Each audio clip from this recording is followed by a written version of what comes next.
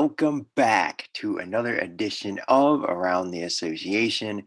I'm your host, Charles Fallon, back in here with another episode. And boy, do we have a bunch to talk about from this week. So, we thought for sure the big news story was going to be obviously the doubleheader at Michigan, title protagonist Todd Kidd, Graham Daugherty scooping up victories. We say farewell to the Michigan road course and we preview the All-Star race weekend. But a bombshell just dropped on Tuesday morning. St. Paul Racing agrees to a landmark merger with Tico Bowden Motorsports, essentially a bailout. But this completely changes the entire landscape of the ASCA. We'll break down pretty much everything from that landmark decision, that landmark move, what it means for the future of Doug Bowden, what it means for silly season, everything moving forward, because this is obviously pretty big news. I don't think we've seen anything this big in a long time. Pause. But yeah, it's been an absolutely wacky, silly season thus far, and it just got even crazier. As I mentioned previously, Todd Kidd, Graham Daugherty, the victors during the final weekend at the Michigan road course. Will break down their race wins plus the title fight moving forward as the Windows 300 looms in a couple weeks' time. As I also mentioned, will bid farewell officially to the Michigan road course. It's been 13 years of racing there. Looking forward to San Antonio, but also going to be a little emotional not being back in Brooklyn next season. The drivers certainly going to miss that track. I know the fans aren't, but the drivers seems like they're going to miss that place quite a bit. We also got to talk about the defending champion, Braeden Bennett. And we know his struggles on the road courses. I told you that he was going to struggle quite a bit, most likely at Michigan, and boy, did he ever. He was 6 points back heading into the doubleheader weekend, and now he leaves it 24 points back. Are his title hopes dashed? His chances of repeating, are they over? We'll break all that down. We also got to talk about the Craftsman series, and there's two words to really talk about when it comes to the Craftsman series. Caden Dunham. I think that's pretty much all you need to know. And then we'll preview the ASCA's best, going at it, no points, $1 million on the line in All-Star Race weekend at Computer Motor Speedway upcoming this Saturday night. But first, before we get into it, click that link in bio and go join the ASCA's Discord server. We got 105 members in there. We're talking everything ASCA. News, rumors. We got do we have statistics? No, we don't. But we got points, we got results, we got history, we got, like I said, we got suggestions, we got everything ASCA related. We got this podcast, in the server as well. So yeah, click that link in bio. Go join the Discord server and become a part of the ASCA community. And also, use coupon code ASCA for reduced shipping on any orders $30 or more inside the US with Circle B Diecast or Plan B sales. So, without further ado, let's get into it. And we're actually not going to talk about the on-track action this week because I feel like this silly season news is so massive that we need to have an entire segment dedicated to it. So St. Paul Racing formally agreed to a landmark merger with Tico Bowden Motorsports. And essentially, this is more so a buyout than I would say a merger. Like you look at Tico Bowden Motorsports, they're really just going to be there in name moving forward. And Doug Bowden is still going to be there. We'll talk about that in a second. But they're going to be there in name. They're going to basically have their legacy preserved because it's expected that the team's going to run some combination of a few old TBM numbers, something between the 4, the 10, the 14, and the 41, some sort of combination of old TBM numbers. That's what's expected will run for them next season. As I mentioned, Doug Bowden will retain his seat in the number 4. So you got the T-Motor son still sticking around. And Bowden at this point isn't a nepotism hire either. Like he deserves to be there on merit. And they actually got him for cheap, honestly, with the 6-year extension he signed with Tico Bowden Motorsports last year. They're going to honor that contract. I really like that decision. Um, but yeah, so it's really Tico Bowden Motorsports in name, or at least the Bowden part of what's going to be St. Paul Bowden Racing.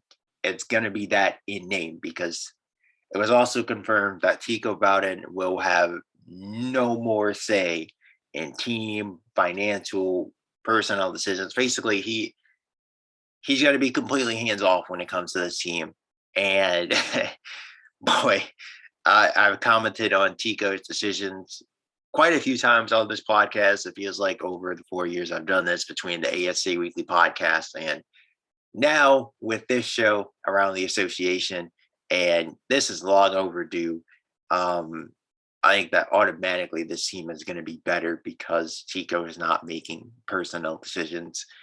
Sorry, not sorry. I had to say that. I mean, it's the honest to God truth at this point. Um, so yeah, that's really the gist of it. It's basically gonna be St. Paul Racing running the show here. Their new team owner, Lucien St. Paul, um, investing a ton of money. Reportedly, I think it was 250 million was the number that they've thrown out there, with how much he has invested into getting this merger deal in place and upgrading his plans, at least to upgrade the current Tico Bowden Motorsports facilities and really kind of bring this team into the modern era, or at least the new era of ASCA racing, because this is a team that I don't know, man. This is a team that feels like it's still stuck in 2014, and we're in 2028 now. You know, like we're 2027 now. You know, we're heading towards 2028. That's when the merger is going to officially take place, January 1st, 2028. And I will say this for Tico Bowden Motorsports, they're going to be able to finish out the season because of the funding from St. Paul Racing. But yeah, as I mentioned, this feels like a team, Tico Bowden Motorsports, that has been stuck in 2014 for the longest time, where Tico has been, it feels like blindly, he's wearing a blindfold and he's throwing darts at a dartboard. And whichever name that the dart lands on, that's who he's been picking to drive his cars over the years. When you look at the likes of Devin Smith and Danny Bradford and even Toby Beckett and Nick Painter and Nathaniel Cherry, and there's been so many like journeymen he's circled through in his cars that had no business being in the top level of the sport. And really, that's something you could get away with pre-modern era, even the beginning years of the modern era, 2014, 2015, 2016. You know, you could get away with that because the competition level, let's be honest, is not at what it is today. I mean, you look at the young talent right now, and it's not to take away from the previous youth movement that's now veterans like a Todd Kidd or a Chris Barrymore or a Greg Haley or even a Doug Bowden himself. But it took them so much longer to adjust to the cup level than it's taken the young talent to do so today, where you got like Graham Daugherty, 21 years old, multi-time cup winner. You got Caden Dunham already winning poles and leading a bunch of laps at 19 years old. Like, it feels like the young talent today are able to step into cup cars and boom, compete right away. Whereas the young talent back in 2014, 2015, 2016, it took a longer time to adjust and to be consistently competitive. So basically what I'm saying is it was a lot easier to compete back in 2014. Also, you look at the technological advances, they were much less. You know, that was about a decade and a half ago. And that's where it feels like Tico Bowden Motorsports have been at. You know, they don't have a wind tunnel at that facility. They use analytics, but only on plate tracks. You know, they don't use it anywhere else. And they're stuck in the mid 2010s, and we're barreling towards 2030 in 3 seasons at this rate, 3 years after 2027. So you get my point. Like, they're stuck in the past. They're using a dated model. Tico is well past his prime when it comes to scouting young talent. The days of him finding a Cameron Atwood and scrummaging through the rummage pile to find, like I said, a Cameron Atwood type, those are long gone. He's well past his prime, and this was a move that, again, I think was 5 to 10 years overdue, and I think it only really came because he Tico ran the team bankrupt. They've lost sponsors. They've lost talent. They've lost drivers over the years, like in Atwood, and now drivers didn't even want to sign with the team when it came to filling that number 10 seat. Toby Becker was their final choice. It's a move that was long overdue, and that doesn't take away from the hell of a career that Tico has had in this sport as a team owner. He is a championship winning team owner, after all, owner driver for that matter. Like, you can't take that away from him. He's a Hall of Famer for a reason, Hall of Fame driver, Hall of Fame team owner, Hall of Fame broadcaster, but he was past his prime. And I'm glad to see that he's not going to be tarnishing his legacy, and he won't be the butt of so many jokes in the sport for any longer. He'll finally be forced to hang it up because he ran the team bankrupt. But I want to talk about it now from the St. Paul angle, because I feel like having them in the sport as this fresh new face, they took 2 years out. They announced this move. I believe it was early last year that they were going to be planning for a 2028 entry into the sport. So they've been planning, they've been plotting for almost 2 full years about, okay, what are we going to do? How are we going to enter the sport? And you can already kind of see their business savvy and their business acumen with the way that they've made this move. Lucien St. Paul, the way that he's made this move, it's extremely calculated, because if you start a team from scratch, you have to build your own infrastructure, find pit crews, find crew chiefs, find drivers, find engineers, and do this, that, and the third.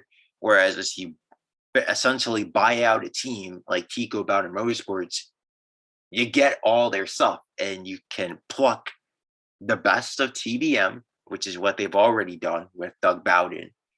And I believe they're going to be keeping his crew chief Lionel Hughes. At least they should, because Lionel Hughes, I think, is one of the most underrated crew chiefs in the garage of what he's been able to get out of TBM equipment. Him and Doug Bowden are two of the best in the sport, doing more with less. Absolutely. And I would love to see what they're going to be able to do in actually somewhat non-poverty equipment moving forward. But yeah, you get my point. Like, they're able to now pluck the best of the best from TBM. Anyone that they don't want, they can send to the curb, which is harsh. But I mean, it's what they got to do if they want to quickly rebuild and quickly compete for championships.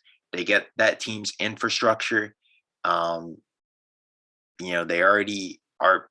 They have the infrastructure to run 3 teams at TBM. Not well, but they have the infrastructure in place to run 3 teams. And St. Paul Racing have the funding to go out and get the right personnel to fill the roles that they need filled. And who's, you get my point here. I'm talking in circles, but it's an extremely savvy move to go out and merge with, or essentially purchase a team, rather than completely starting it from scratch. At least you get a solid baseline. The baseline is in the basement, but again, I trust that, with some of the decisions to keep Doug Bowden and the decisions to let go of guys like Toby Beckett and Danny Bradford, you cut the dead weight off the team. I feel like TBM also held themselves back because of incompetent ownership for so long that they're not actually as bad as the results show. So I'm really excited to see where this goes in 2028 and beyond. And what I'm most excited about is what this means for silly season, because St. Paul mentioned that they wanted to compete right away. And I don't think that the merging changes that. I think that it actually heightens their expectations to compete right away. And now they have the pedigree of, oh, we've got the Bowden name. You can come drive for an ASCA Hall of Famer, essentially, even though he has nothing to do with the team, which I think is actually a massive plus to free agents. They can see that the team is heading in a modern direction. They embrace the analytics. They embrace the wind tunnel. They have plans to build one for the off season. I think that this is a team that's embracing the modern era. They've already got an established guy like Doug Bowden to commit for next season, which I think is huge, and building that brand and building that pedigree, because Bowden has become a much more respected name in the garage. Doug Bowden, that is, over the past couple seasons with his maturity process and getting married and now being a family man and kind of trying to hold TBM together while it was completely collapsing around him. He was basically the face, the head man of what was going on there and kind of managing that situation. Like, he's gained a lot of respect for all he's had to deal with over the course of the past couple of seasons. And I think that drivers are going to see that and are going to want to work with him. The question is that going to be enough to attract big names, like household names that are on the open market? And there's a bunch of them. Like, they're going to have their pick in the litter. They can have their pick at a Cameron Atwood. They can have their pick at a Carson Smith. They can have their pick at a Colin Ward. And judging by how much Lucien St. Paul has dumped into the project already, they're going to have the funds to sign these guys. The question is the elevator pitch going to be enough to convince them to, hey, like, instead of going to an Arcady Bros Racing, why don't you come over here and come join in on this project that we're building? Is it going to be enough to erase the stench of Tico Bowden Motorsports for so long and completely flip the script on that organization in essentially, I would say, 2 to 3 months? Because a lot of these guys are going to have deals wrapped up by, I would say, late November, early December for next season. At least they would hope so, so they have plenty of ample time to prep for their new team, their new situation, and get to work for 2028. So yeah, that's pretty much it on that. I think that, again, St. Paul-Bowden Racing now are certainly going to be players, and the Atwood and the Schmidt and the Ward sweepstakes, at least they need to be, if they want to compete for championships right away.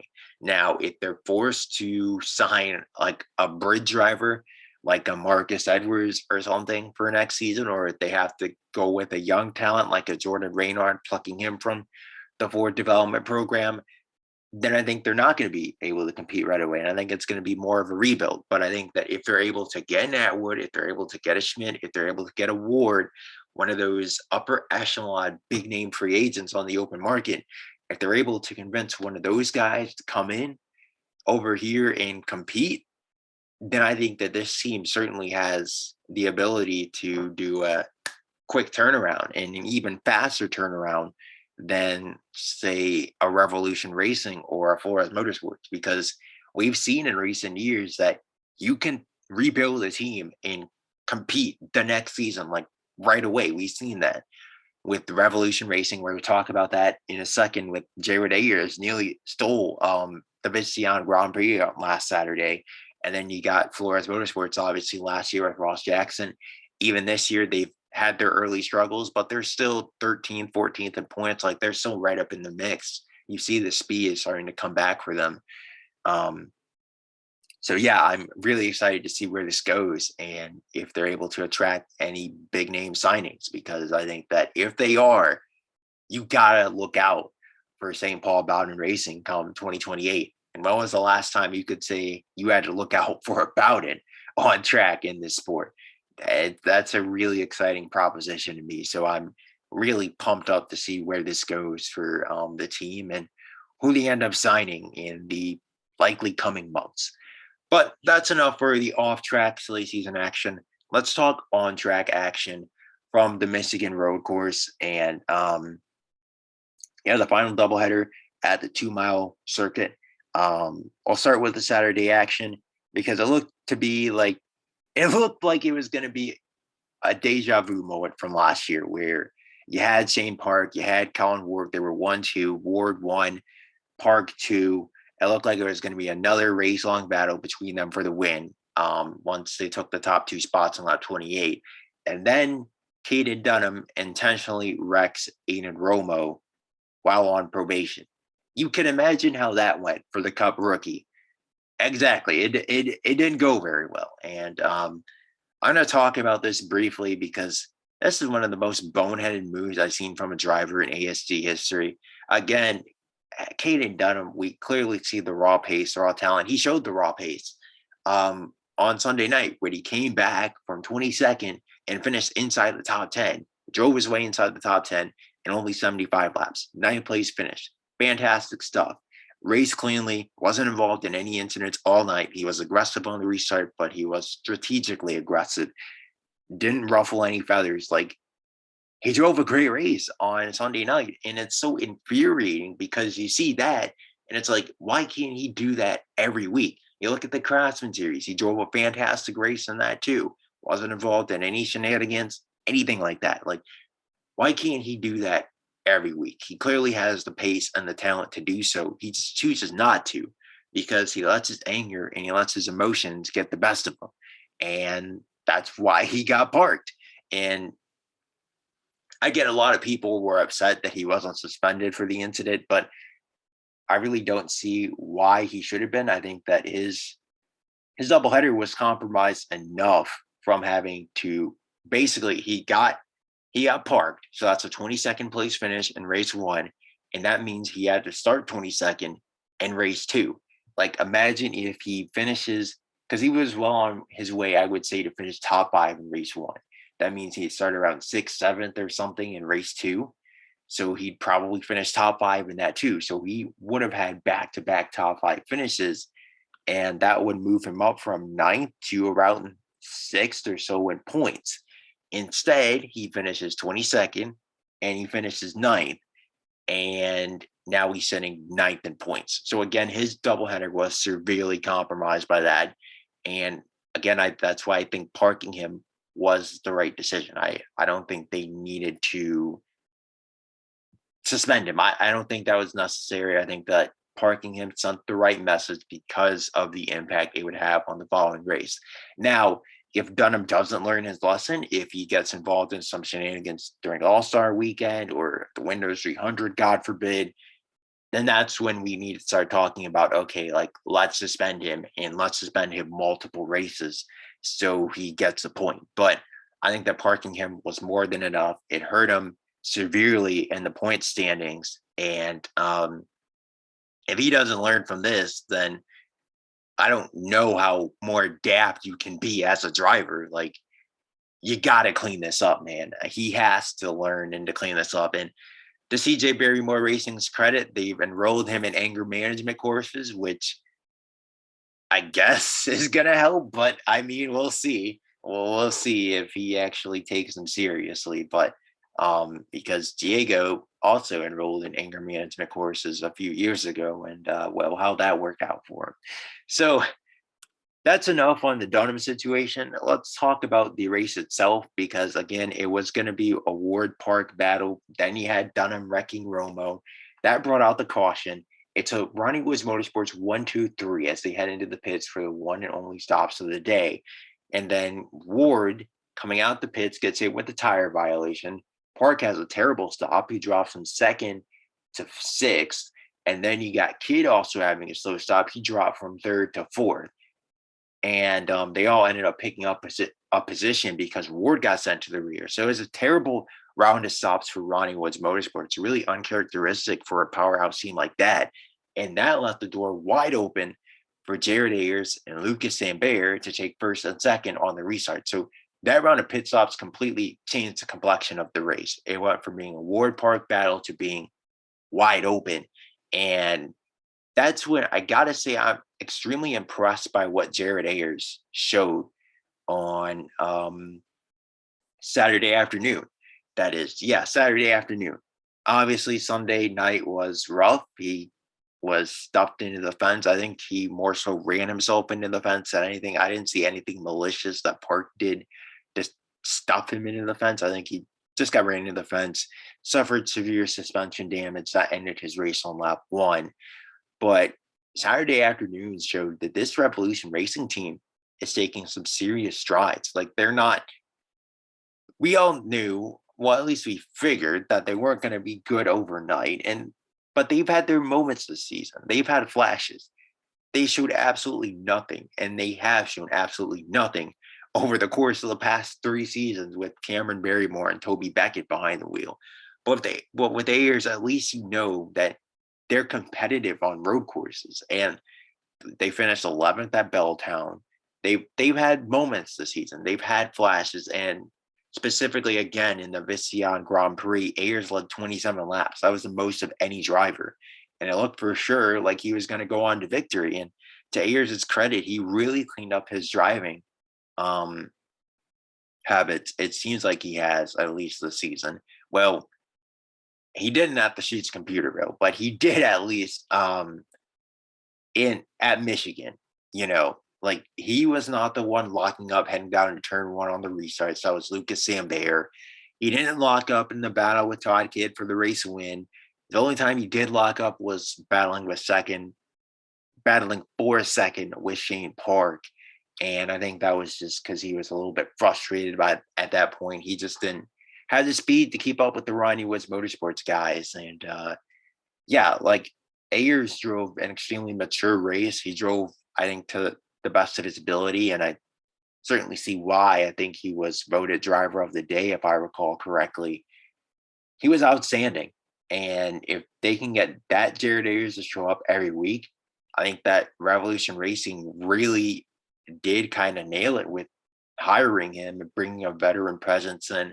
He seems to have a solid rapport with crew chief Sam Rosberg. They seem to get on moderately well. There were a couple moments of screaming from Ayers on the radio. He was upset with the spotter that he didn't tell him that Kid had a run when he was making that pass for the lead with 16 laps to go. But overall, you got to be happy with what you've seen from if you're the 99 team, and you most certainly have to be happy with what you're seeing if you're Todd Kidd right now, because 3 wins on the season. No other driver has more than 1 win on the campaign. And Kidd, again, just continues to prove week in and week out why he is in a class of his own as the best driver in the sport. And it's not to take away from someone like a Braeden Bennett, but clearly we're going to talk about it later on. His glaring weakness right now is road courses. And I think that if he loses a championship, he can look back at these two races, I should say, this race weekend and say, hey, that's why we lost it this year. I just was not good enough, not even close to good enough. Absolutely abysmal from him this weekend. And Todd Kidd capitalized on it, just like Bennett capitalized on Kidd's DNF at Belltown. Kidd capitalized on Bennett's struggles throughout the weekend and completely buried him in the point standings. That's a championship level response from Todd Kidd. And you look at what it means overall for his legacy. It feels like at this point he's breaking some sort of new record every week. That's how again, he's a first ballot Hall of Famer, and it's really starting to show now as he continues to be in the prime of his career and continues to scoop up these race wins. You look at it overall and kind of the macro scale, the micro scale, I should say, he has 5 wins in his last 13 Cup Series starts. That's insane. That's absolutely insane. 3 wins on the season, as I mentioned, leads the league in that. And then he tied series founder Caleb Henderson for 5th on the series' all-time win list. Just needs 1 more to take that spot for himself. Again, he's only 31 years of age, might I add. And he also matched Nick Urquidy and Shane Park for the top spot on the Michigan Road Course all-time wins list. And that's a record that will not be broken because obviously we won't be racing here anymore. So, yeah, 3 wins apiece for Urquidy, for Kidd, and for Park at the Michigan Road Course. And that's the way that's going to forever read. And again, like there's no real weakness in Kid's game. He doesn't seem to have a kryptonite. And I don't think you can really say that for any other driver on the grid right now. I think that for everyone else, there's like a glaring weakness to their racecraft that something's missing. I think the closest other driver to being well rounded, I would say, is Colin Ward, but even he is not on the level that Todd Kidd is right now. Like you look at plate tracks, obviously, Kidd's won the Ajax 200 3 times. You look at the high speed aero sensitive tracks. He's won at West Virginia multiple times. He's won the Windows 300 multiple times. You look at road courses. He's the all-time wins leader at the Michigan road course. And even though he's never won at the Streets Computerville, doesn't mean he's necessarily bad there either. Like I feel like he's well overdue for a win there, and that's going to happen within the next few years. I definitely think that for sure. Um, you look at places like the Stone Yard, he's won there. Denver, he's always been competitive there. Um, the short tracks, he's won at San Diego multiple times. He's won at Belltown multiple times. Orlando is his worst track, and even he can muster out 6th place finishes there. He's done that back-to-back years. Like there's no glaring weakness in Kid's game. But I will say again, you can't say this championship is over because Graham Daugherty, to his credit, he and the 2 team, I gave him a lot of heat. I gave him a lot of flack. I said their title hopes were pretty much done after a really disappointing Belltown weekend. Daugherty came out and responded on Sunday night. Big response at that. Championship statement because he entered, I think he was 23 points, 21 points back of Todd Kidd following race 1 of the doubleheader. He finished 8th in that. So that means with the invert, he ended up starting 3rd for race 2, while Kidd started 10. So that was a huge opportunity for Daugherty to pounce, and he capitalized. The car wasn't dominant early on. That was Tony Doval II, who led most of the early laps, but Daugherty's car started to come to life when the track lights came on. Took the lead with a fantastic late lunge on lap 36. And then I would say the car did start to fall off a bit over the course of the second half of the race. And then you saw Colin Ward's car start to come to life. He made the right adjustments and had perfect strategy on the 48 team to get himself back up into contention. But to Daugherty's credit, I don't know what it is about him and his battles with Colin Ward, but he seems to have Ward's number like to a T. Like they battled 3 notable times, actually 4 notable times. If you want to count the 2024 Craftsman series as a whole in their title fight that season. And Daugherty has come out on top each and every time. You look at his maiden ASCA win, 2023 Body Armor 125 at San Diego. Daugherty beats Ward in a photo finish. You look at West Virginia last season. Daugherty beats Ward in a fuel mileage duel for his maiden Cup Series win at the time. And then you look at this race where Ward was catching him in the closing laps, but Daugherty positions his car perfectly on the final lap, makes it as wide as possible. And that was that. He was able to stave off Ward's advances and ended up going on to win the race. So massive win for Graham Daugherty to get himself back into title contention. And just huge. He's the youngest road course winner in Cup Series history. And how fitting, as we transition to the next segment, bidding farewell to the Michigan road course, how fitting that Nick Orchidi for the longest time was known as the king of the Michigan road course. And now in the final race at the 2-mile circuit, it's the number 2 that returns to victory lane for the first time at Michigan in Brooklyn since 2022, with Graham Daugherty getting the job done, fending off Colin Ward. But it's an emotional farewell to Michigan. As I mentioned in the opening, a lot of fans did not like this place. I guess I understand why.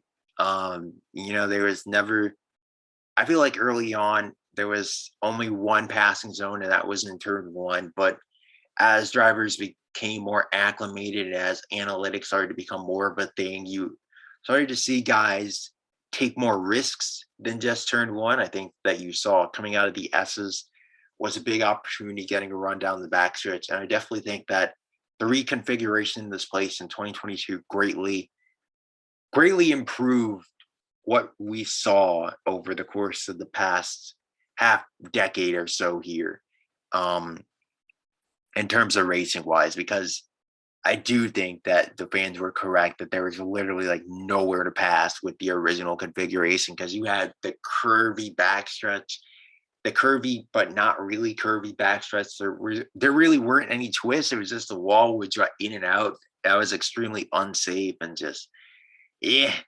And then they ended up widening the entrance into the final turn, which gave more room for overtaking, gave more room for side by side action through there. Like from 2015 to 2021, you basically had to go single file, like the majority of the track, except for being down into turn one.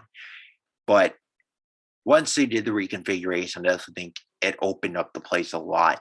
And certainly, especially in recent years, definitely improved the racing product as guys started to adapt to the new configuration.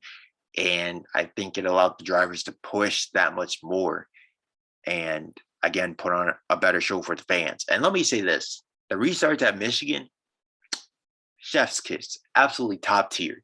These guys, they were throwing it into turn one every single time, every single restart. Craftsman, Cup, it didn't matter. 2, 3 wide. Actually, not 2 wide, 3 wide.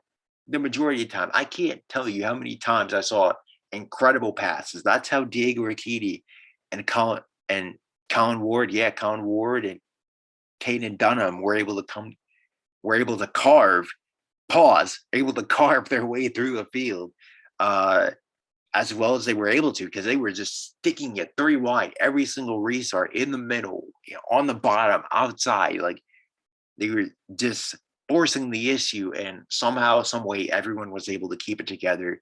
Like turn one was generally where we saw a lot of accidents at Michigan over the years, whether it was guys overshooting the corner or just guys locking up, getting in the back of someone, or people just forcing the issue too much. But these guys were on the limit. They didn't cross over the limit. They knew exactly where it was. They didn't cross over it. You got to respect that, for sure. So that was outstanding stuff. Every restart, sending it 3 wide, pushing the limit.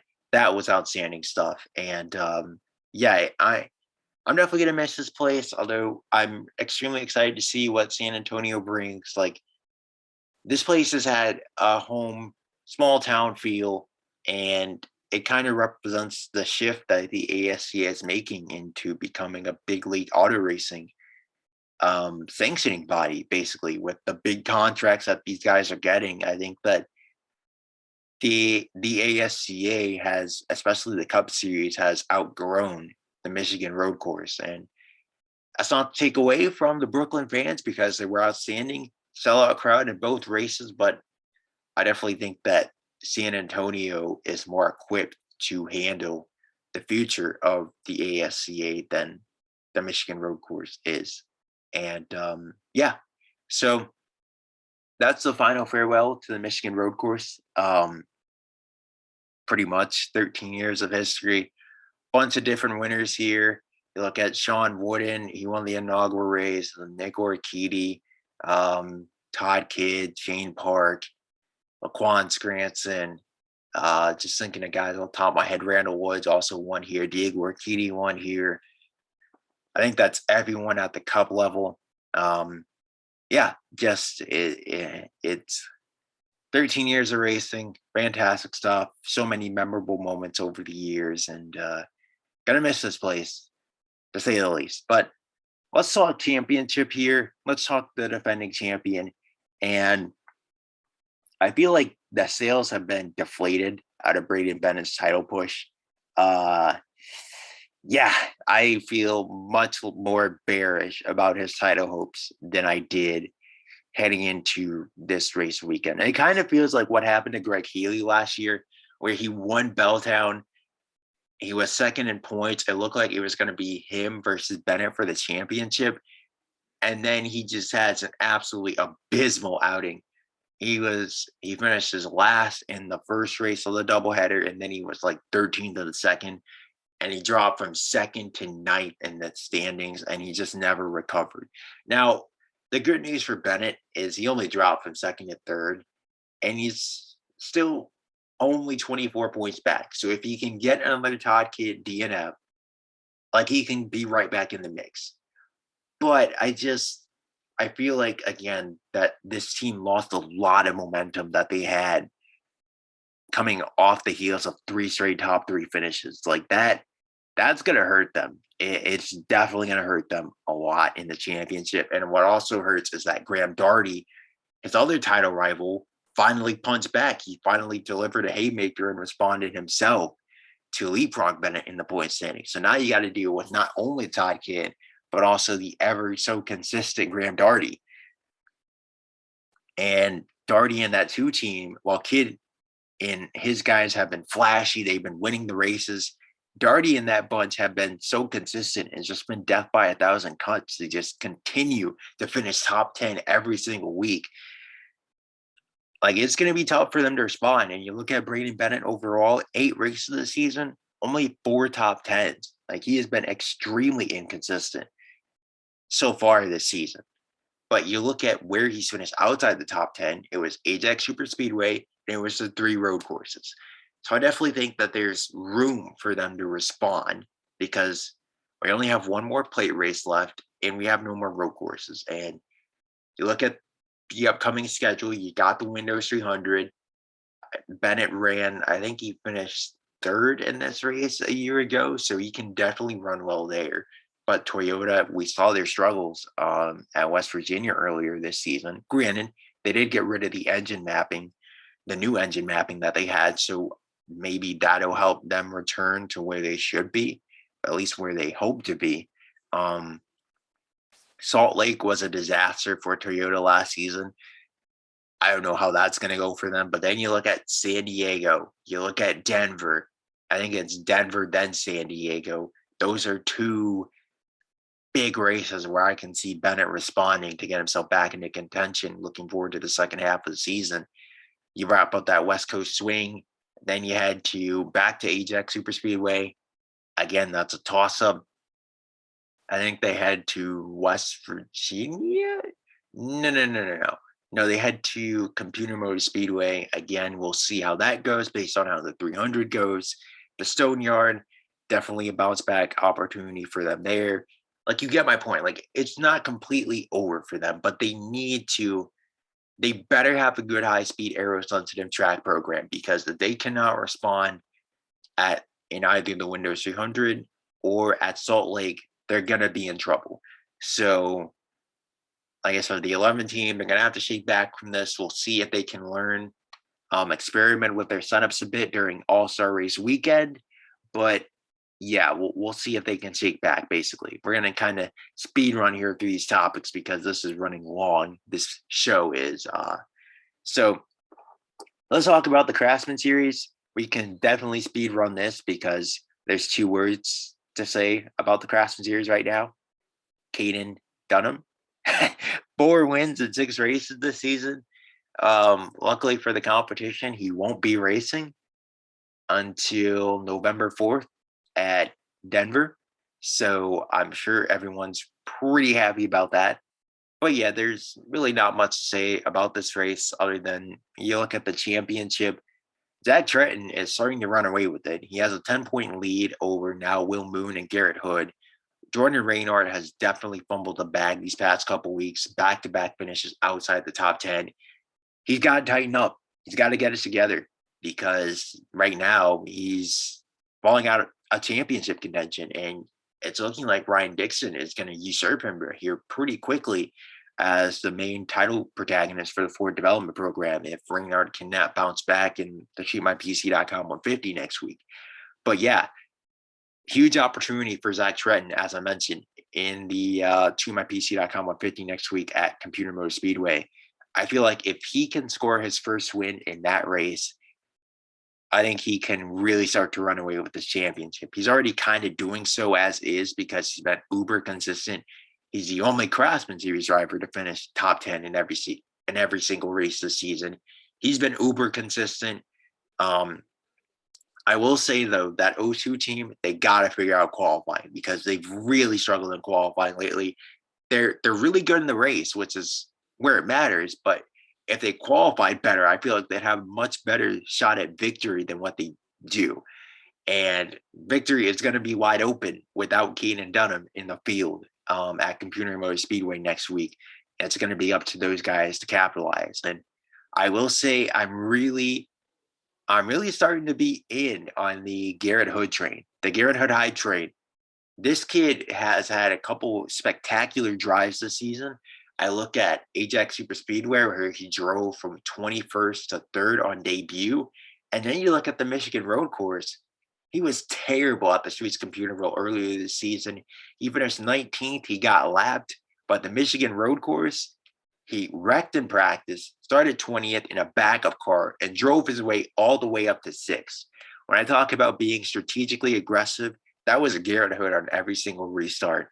And he did a fantastic job. And his first and only trip to the Michigan Road Course, drive from 21st to 6th, 20th to 6th, I should say. Outstanding stuff from him. And I'm really starting to be a believer in his talents. I think that, again, he's a much more polished prospect than Chandler Mills. And while Mills has the raw pace advantage, I think that when you look at that open 48 seat, and if it's between a guy like a Marcus Edwards as a bridge driver or a Garrett Hood, I would honestly lean towards going Garrett Hood in the seat if I'm running Wiz Motorsports at this point. But yeah, let's preview the Ajax All-Star Race weekend. I will say the Open is absolutely stacked this year. Absolutely stacked. That's going to be a fun time seeing who advances from that, because let's look at our locked-in drivers. You got Daugherty, Healy, Barrymore, Kidd, Bennett, Atwood, Renner, Sambier, Orchidi, Jackson, Park, and Ward. So basically all the Ronnie Woods Motorsports guys. Carson Smith actually is not locked in. I just realized that. Again, I mentioned the Open is stacked. That makes it even more stacked because you got the 3 rookies, basically. Dunham, you got Thorson, you got Doval. Now you got Carson Schmidt in that race. He's not locked in. It's gonna be a fun time in the Open. You got the Dexter Andrews Motorsports guys, Edwards and Romo in the Open. Jared Ayers is gonna be in the Open. Ian Adonde is gonna be in the Open. Doug Bowden's gonna be in the Open. It's gonna be a fun time in the Open, as I mentioned. So yeah, I'm really excited to see who advances because there's only 2 spots up for grabs. There's no fan vote, so you have to show up and show out in those 10-lap sprints, or you are not getting in the main event. Basically, that's the deal with that one. And then for the All-Star race, as I mentioned, you got all 4 Ronnie Woods Motorsports guys. You got 2 of the 3 Orchidi Bros Racing guys. You have 3 of the 4 Michael White Racing guys. So it's going to be a lot of big names, obviously, in terms of, I guess, the smaller teams that aren't from the drivers that aren't from powerhouses. My goodness. Man. Excuse me. But we got Ross Jackson and Greg Healy. I think that could potentially be upset threats, as well as Cameron Atwood. So here's the thing for All-Star Race weekend. I feel like it's kind of become a test session in recent years for the 300, and you're gonna have a really good idea of who's gonna be fast for the sport's most prestigious race based on who's going to be up there in the All-Star race. So I honestly don't know what to take away from this, especially considering we're not going to have practice. We're going to the drivers are going to get to go out there for qualifying, which is going to be fun. But yeah, I really have no idea. I guess if you want to look at past results, you got to look back at testing, and you have to look at West Virginia and judging off that data. But you can't even judge off the data at West Virginia now, because that track surface is still abrasive compared to Computer Motor Speedway. Like, Computer Motor Speedway is silky smooth compared to West Virginia. So the speeds are going to be up. I don't know, man. I struggle to preview this race, but I think that if we're going off past intel, I think that Todd Kidd certainly has to be your favorite, right? He absolutely dominated West Virginia. You have to look at Graham Daugherty as well as a guy to watch out for. He was fastest in testing here back in, what was it, July? Late July, early August, I want to say. You get my point. He was fastest in testing here. I think Daugherty and Cade are certainly going to be my two favorites to watch for. Yeah, I think that it's going to be a battle between the top two in the championship. I really don't know what to expect out of the Toyotas, though, because they were not good in testing. They were not good at West Virginia, but they're going back to the old engine mapping system that was really good here last year. Like, they won both Computer Motor Speedway races last year with Bryn Reddard and Randall Woods. They just didn't win the All-Star race because Chris Barrymore took that home. So the Toyotas, in theory, if they go back to last year's engine mapping system, they should be fast. But you also have to take into account that Ford and Chevrolet have brought improvements to kind of combat what Toyota have done. So it's going to be a fun weekend of racing. No points on the line. I'm excited for it, but I think it's going to be a battle between Todd Kidd and Graham Daugherty. And I got to go with the points leader. I got to take Todd Kidd to come out on top in that fight. So, yeah, that's it for this edition of Around the Association. I'm your host, Charles Fallon, signing out. And when we return next time out, we're going to preview the Windows 300, break down All-Star Race weekend. And hey, if we got any more silly season bombshells, we'll break that down too. So, thanks for listening and signing out.